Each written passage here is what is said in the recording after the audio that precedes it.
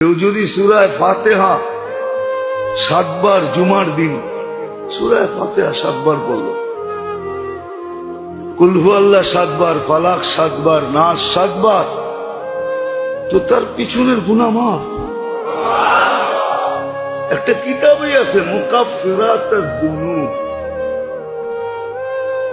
মুকাফফিরাতুদ দুনুব, পিছনের গুনাহ কি কামলে মাফ হয়। একটা কিতাবই আছে যে কোন কোন কাজে পিছনের গুনাহ মাফ হয়। কিছু কঠিনও আছে, আবার কিছু একবারে সহজও আছে। একবারে সহজ দেখাই, কষ্টদায়ক একটা সুইও যদি রাস্তার থেকে সরায় দিল তো পিছনের গুনাহ মাফ। সহজ আছে, সহজও করছে। কেমন সহজ?